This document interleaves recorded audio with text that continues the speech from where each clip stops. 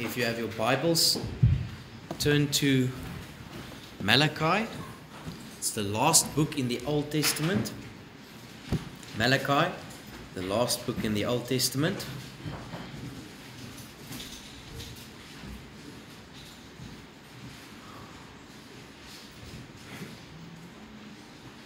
We'll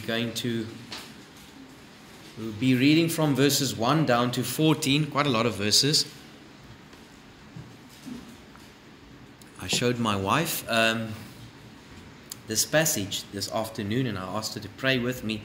And as she was reading through this passage, she said, "Gaan jy nou weer baklei met hulle?" I hope that is not how I came across in my previous message. But I pray that this evening will just be a challenge, an encouragement. And the question that I want to ask this evening is, does the Lord have your best? Does He have your best? Malachi verses 1 from chapter 1 says, "The burden of the Lord, or the burden of the word of the Lord to Israel by Malachi. I have loved you, saith the Lord. Yet say ye, wherefore hast thou loved us? Was not Esau Jacob's brother, saith the Lord? Yet I loved Jacob, and I hated Esau, and laid his mountains and his heritage waste for the dragons of the wilderness. Whereas Edom saith, we are impoverished, but we will return and build the desolate places. And thus saith the Lord of hosts, they shall build, but I will throw down, and they shall call them the border of wickedness, and the people against whom the Lord hath indignation forever. And your eyes shall see, and ye shall say, the Lord will be magnified from the border of Israel. A son honoureth his father, and a servant his master. If I then be a father, where is my honour? And if I be a master, where is my fear? Saith the Lord of hosts unto you, O priests, that despise my name. And ye say, wherein have we despised thy name? Ye offer polluted bread upon my altar. And ye say, wherein have we polluted thee? In that ye say, the table of the Lord is contemptible. And if ye offer the blind for sacrifice, is it not evil? And if ye offer the lame and the sick, is it not evil? Offer it now unto thy governor. Will he be pleased with thee, or accept thy persons? Saith the Lord of hosts. And now I pray you, beseech God that he will be gracious unto us. This has been by your means. Will he regard your persons? Saith the Lord of hosts. Who is there even among you that would shut the doors for naught? Neither do ye kindle the fire on mine altar for naught. I have no pleasure in you, saith the Lord of hosts. Neither will I accept an offering at your hand.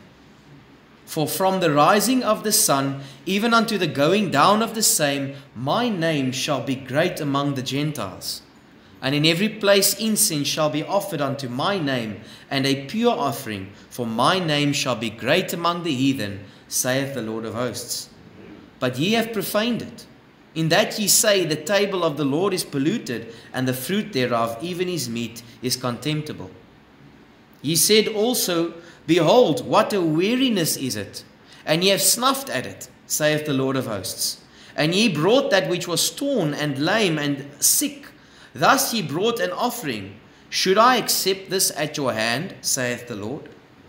But cursed be the deceiver, which hath in his flock a male, and voweth, and sacrifice unto the Lord a corrupt thing. For I am a great king, saith the Lord of hosts, and my name is dreadful among the heathen. Let's pray.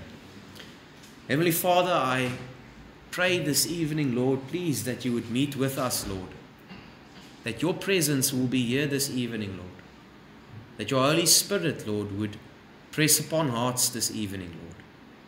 Lord, I pray that your Spirit would enter and it would reveal, Lord. Lord, it is only you. It is only your Spirit that can go into the innermost parts of a man and reveal to them their heart. Lord, reveal our condition before you this evening. Reveal to us, Lord, our devotion.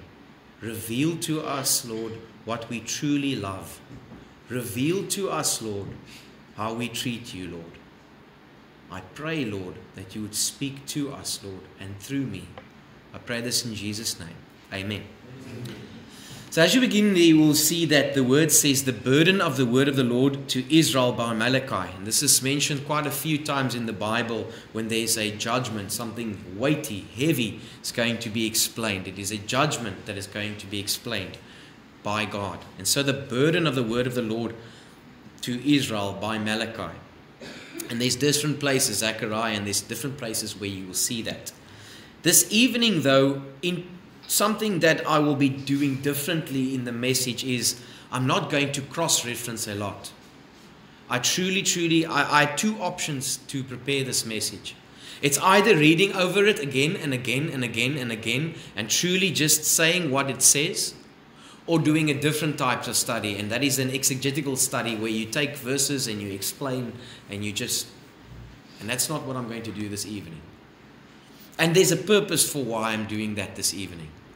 Because I don't want you to this evening is not about how cleverly I can explain to you all the wonderful truths that come out of it, and you miss what God is saying to you this evening.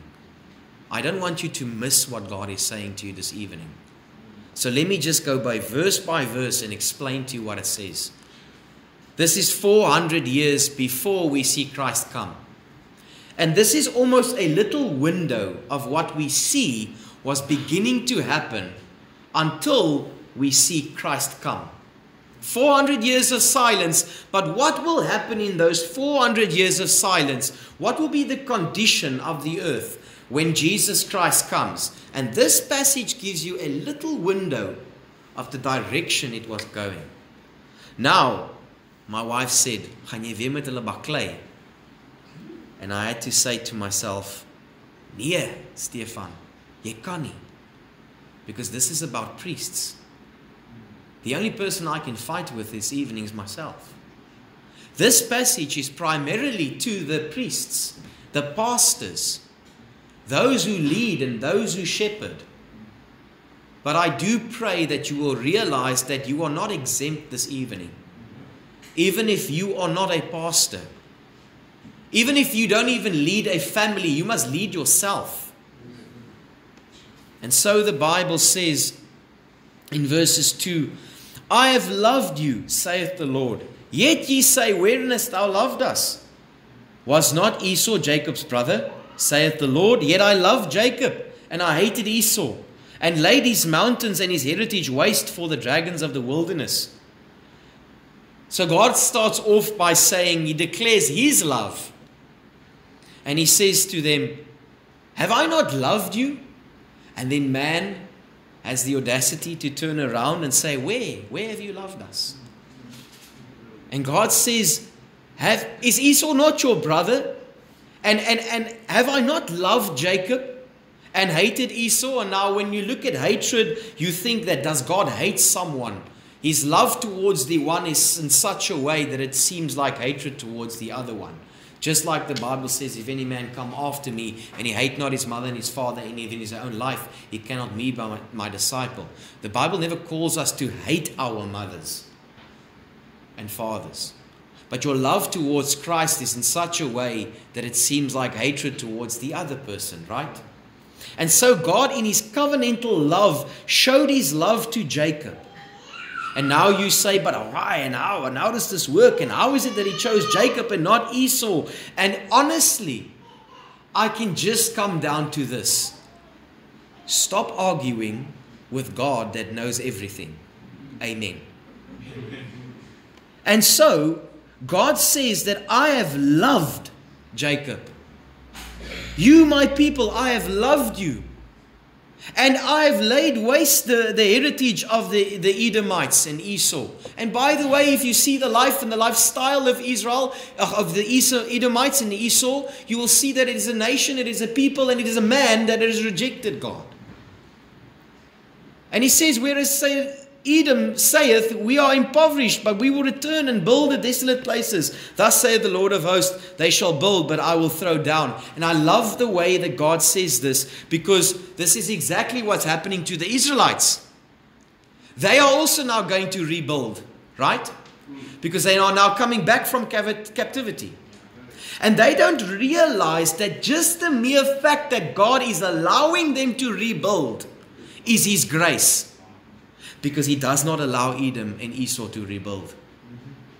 And so they are missing God's grace just by the fact that God allows things to happen. And so you might say here this evening, well, how do I even know? And does God even love me? You are sitting here this evening. That tells me God loves you. Because God could have taken you home this morning. You say, but everything's not working out the way it worked out with me. And I thought that this is going to be my life, but it's not my life. Brother, the fact that you are going to go home tonight and just eat a sandwich is God's grace. And God says to His children, He says, I've loved you. And brother and sister, this evening it is God saying to you, I have loved you. And even in the times when you thought I didn't love you, I've loved you. The fact that you are alive here today, the fact that He has not killed you is grace enough. Right? The fact that He didn't take your life before you were saved, and how many times you blasphemed His name, and He could have taken you home, and it would have been so just and righteous for Him to send you to eternal hell. And He kept you alive in your years of disobedience, right? Saved you by His grace. Kept you alive after your salvation and after you've sinned so many times after salvation. Failed His name so many times. And He says, yet I have loved you. The mere fact that you are here is proof that I love you. But now He turns that question to them. Now as a son honoreth his father and a servant his master, if I then be a father, where's my honor? And if I be a master, where's my fear? Saith the Lord of hosts. He says this to the priests that despises His name. And then they have the audacity to say, but how have we despised you? So firstly they say, Lord, how have you loved me? And then they say, Lord, how have we despised you? But I want to ask you this question. If God is your father, where is His honor?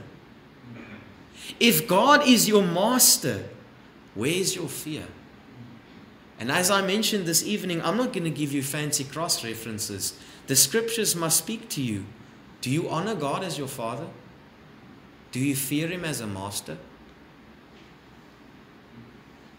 You will say, but I don't know.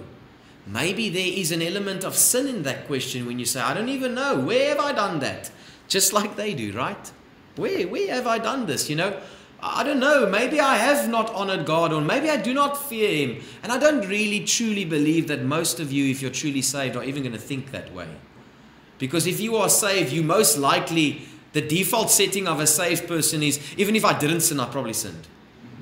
And so, Lord, I don't know where, but I most likely did not honor you as a father or as a master. And that's the sensitive conscience. I pray that there's many of them here this evening. But if you don't have a sensitive conscience, and you might sit there and say, I'm not really sure if I truly despise His name. Let's see.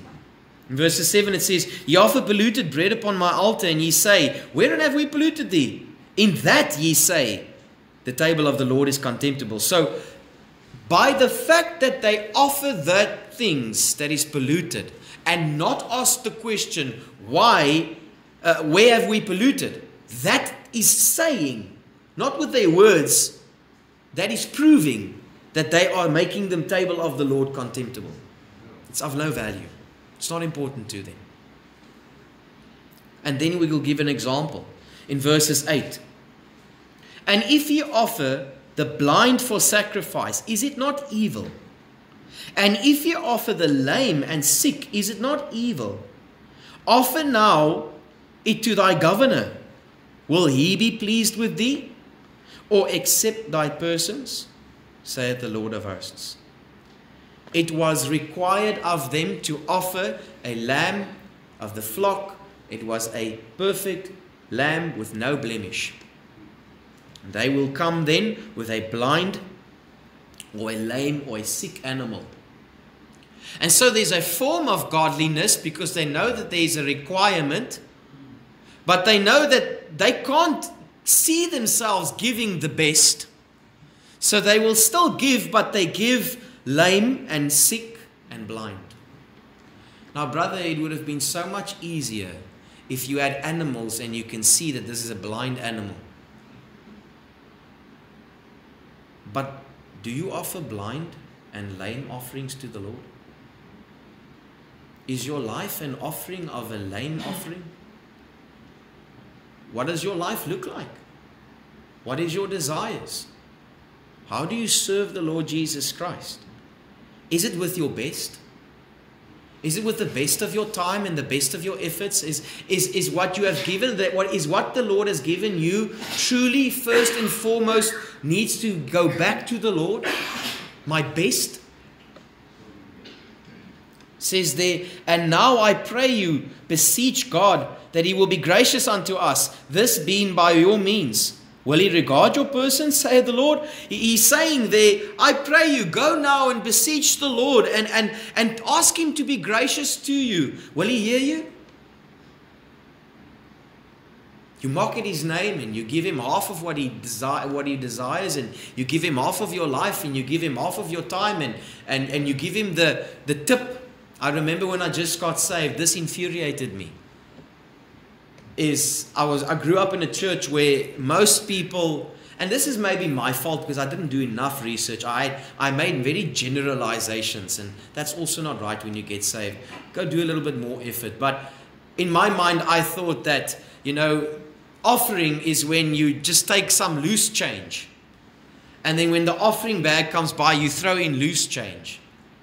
And then when I got saved, it's like, yo, Lord, it's like these people are tipping you.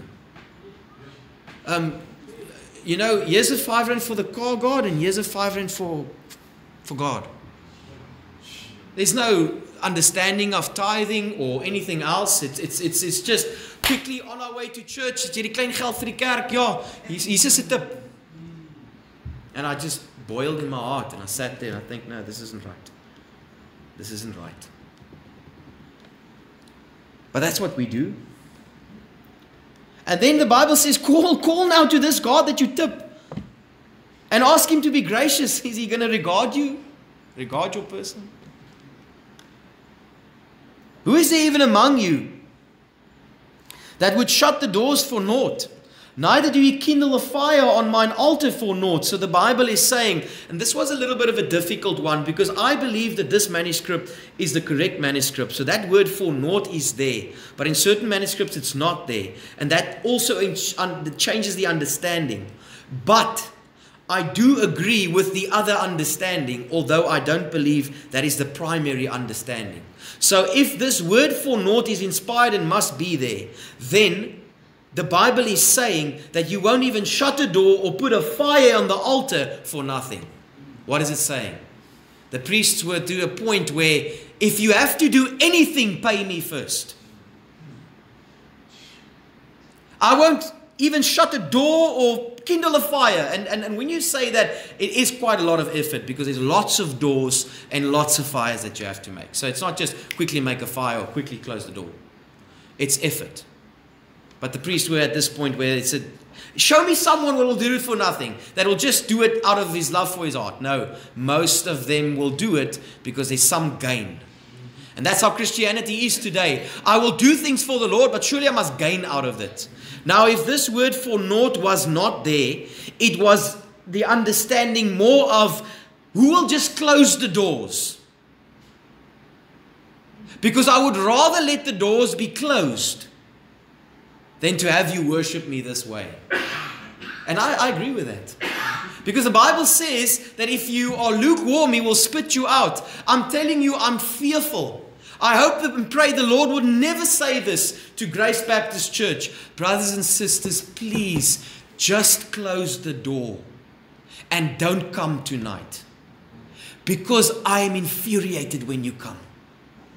You are worse off when you come.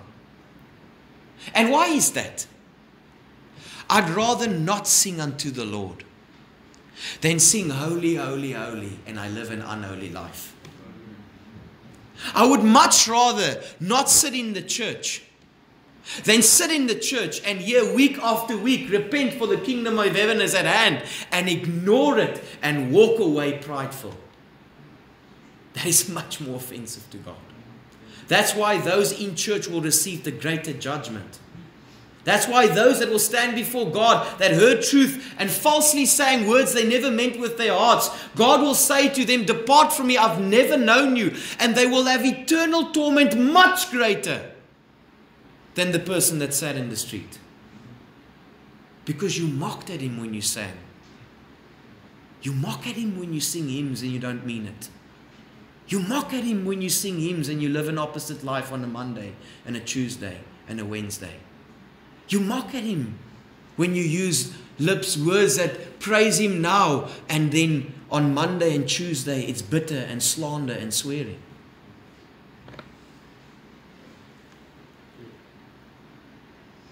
So it says there, who is there even among you that would shut the doors for naught? Neither do you kindle a fire on my altar for naught. I have no pleasure in you, saith the Lord of hosts.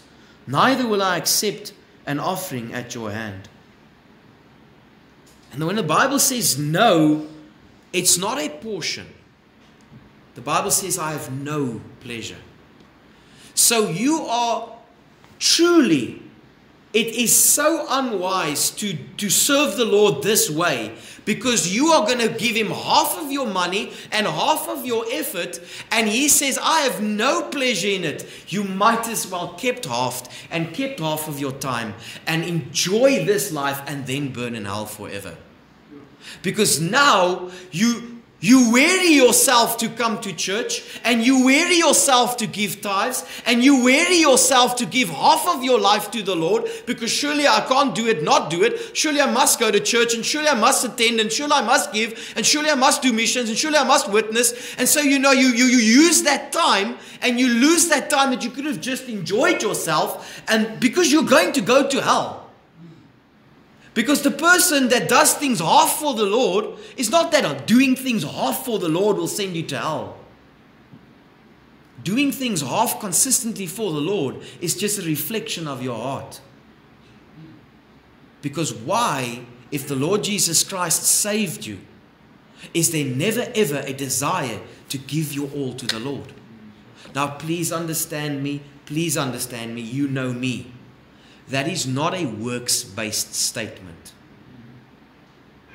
But I feel and I truly believe that I'm within the bounds of Scripture to tell you that lukewarmness is an offense to God. It isn't me that said it. God said He will spew out those that are lukewarm. Now you also must understand. Is it because you were a Christian but you were lukewarm, and then you come to find out that He actually didn't like it, but He did save you, but you were lukewarm after salvation? No. You cannot consistently stay lukewarm if the Holy Spirit is inside of you. So the Bible says there, for from the rising of the sun and unto the going down by the same, and this is so amazing. I love how God responds back to this mockery, this whatever the word would be, at His name and at His glory. You know, I just have this image of a person that is mocking God with half of his time and mocking God with half of his effort, and it's a wearisome thing to do for him. And God turns around and He says the following, but let me just tell you this, from the sunrise and from the evening going down, my name shall be great among the Gentiles. In every place incense shall be offered unto my name, and pure offering, for my name shall be great among the heathen, saith the Lord of hosts. His name will be great. And he says this as a judgment to the Jews, because there will be a day coming where he will then be worshipped by the Gentiles. Right? 400 years later. And the Gentiles will worship, and the heathen that get saved will worship his name, and there will be pure offerings to those who have a regenerate heart. But ye have profaned it, in that ye say, the table of the Lord is polluted, and the fruit thereof, even his meat, is contemptible. The fact that you profaned it is you saying that the table is polluted and the fruit is contemptible. Not that you as the priest or as the person in the church says, church is nothing. But your actions shows that church is nothing. Your brother and sister, I don't know who's not here tonight, but their actions to me shows that this is not important. This is not important to them. So they don't have to say anything. Their absence is telling me that this is not important. Why are you here, and why is this important to you?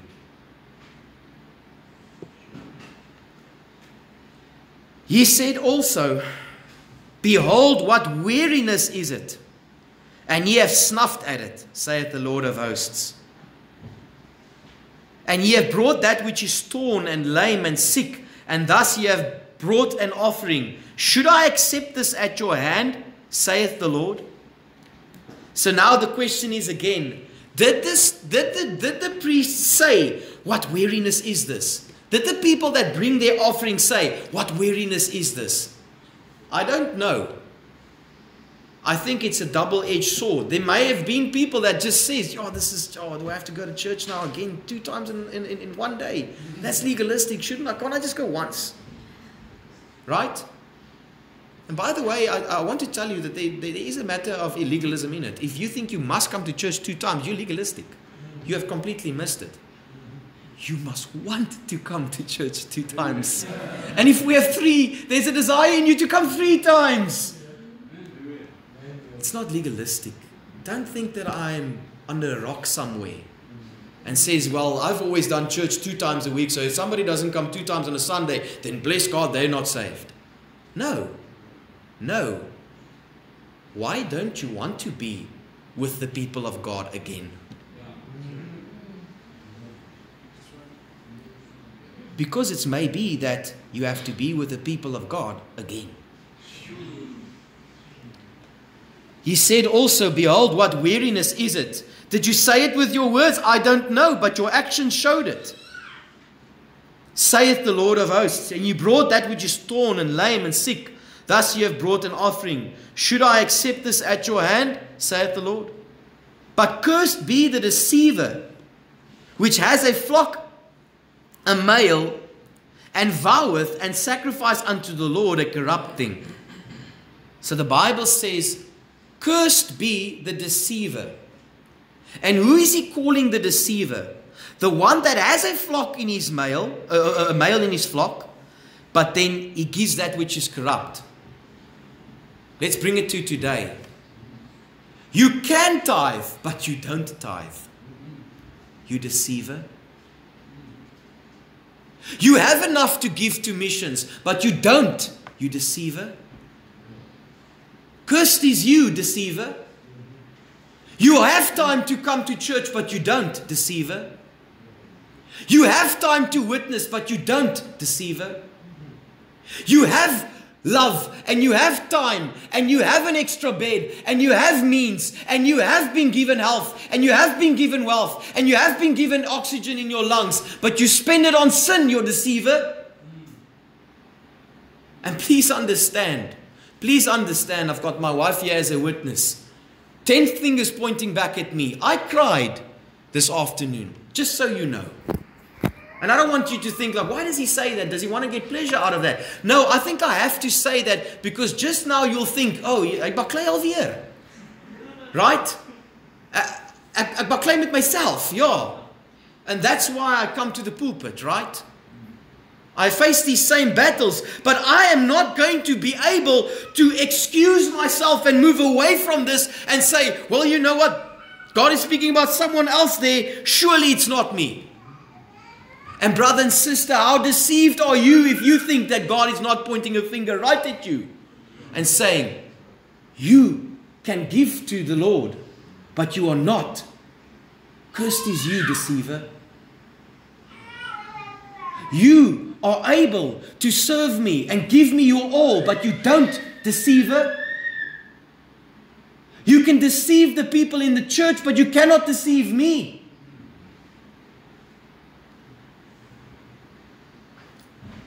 And it's not even about tithing. I think let me bring a little insert in tithing. People think when you say tithing is, oh, that's legalistic, you're under the law. That was from the law. And you are 100% right. There's no example in the New Testament where it says tithe. Nowhere. Also, it doesn't say 10%. Because the law in the New Testament is magnified, right? So, everything that we see in the Old Testament, right, has been magnified in the New Testament. So if you don't want to be legalistic, give more than 10%. But don't do less than the law requires and call it grace. So if you can't even do 10%, then that's the basis. That's step one, right? So you had a heart conversion, but you never had a pocket conversion. If I can trust Him with my eternal life, but not my sustenance daily. Surely, Lord, if I give Him my full tithe, then I won't have DSTV and money for X, Y, and Z. I can't go to McDonald's then. And I don't want to start listing other things because I might offend people. You have money for lots of things, deceiver. But you don't have money and time for the Lord Jesus Christ.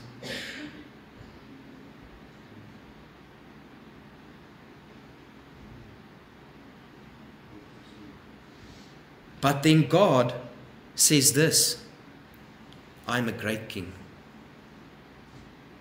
says the Lord of hosts. My name is dreadful among the heathen. Oh brother, you deceive yourself and maybe us, but you don't deceive the Lord of hosts. You don't deceive the man whose name is dreadful among the heathens. You don't deceive the King of Kings and the hosts and the Lord of hosts. You don't deceive the consuming fire. You don't get past the eyes, the flaming eyes of the Almighty. There, brother and sister, you cannot run away from. You can deceive even your spouse, but you cannot deceive the King of Kings and the Lord of Lords. He will expose you on Judgment Day. And He will say to you, depart from me, deceiver. Brother and sister, I ask you, and let's turn this into something positive. God says in the beginning, have I not shown you that I love you? So why are you giving me your half the whole time?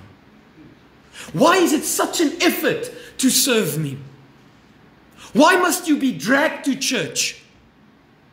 Why should you always turn back and say, well, I don't like what the pastor said?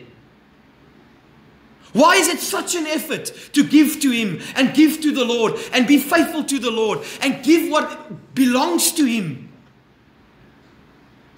Why, if you have a male in your flock, do you give him something that is less?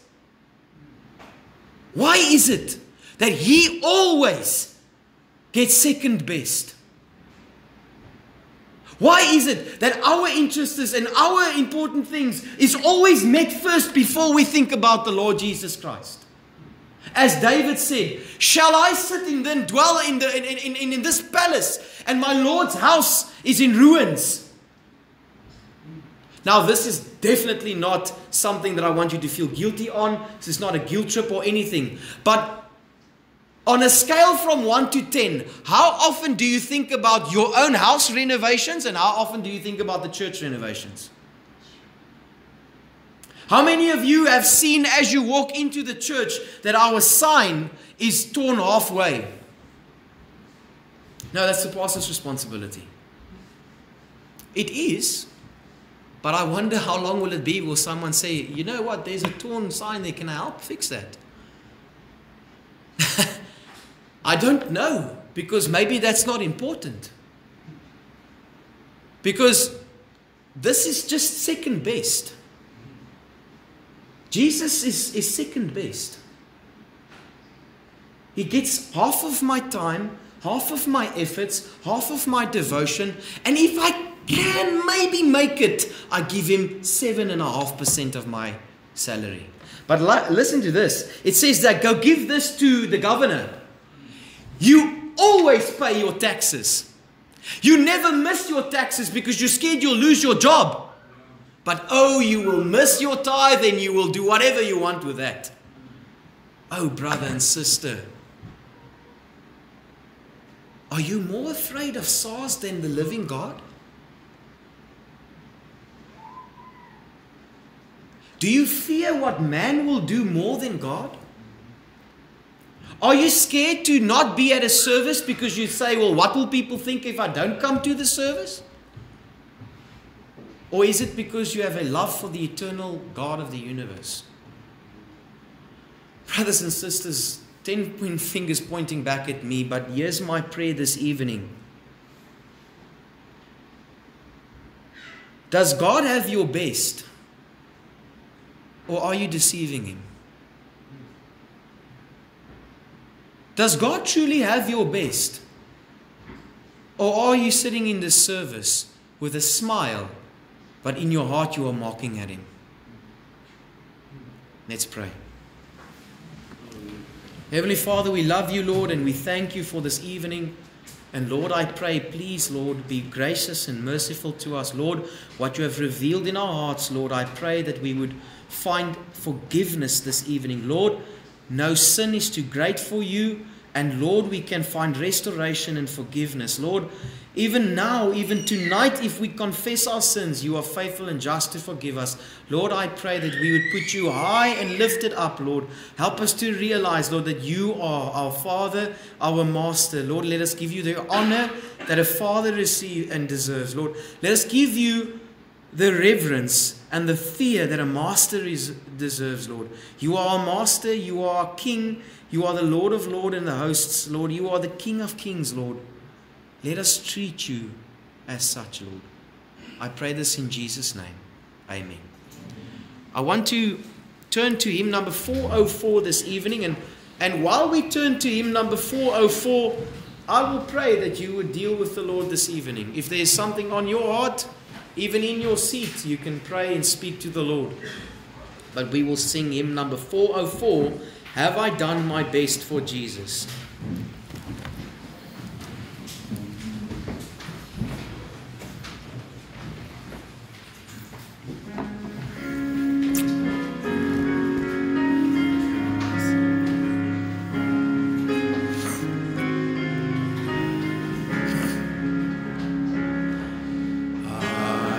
Have I done my best for Jesus when he worked on a cruel tree?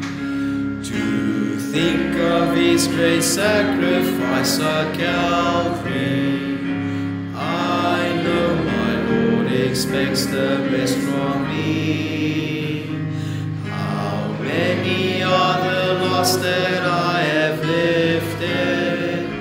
How many are the chain I've vowed to free? I wonder, have I done my best for Jesus when he has done so much for me? The hours that I wasted were so many. The hours I spent for Christ so few. Because of all my lack of love for Jesus, I wonder if his heart is breaking too. How many are the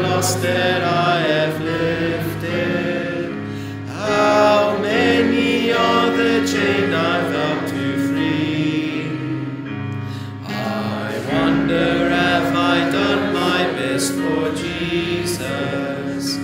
When he has done so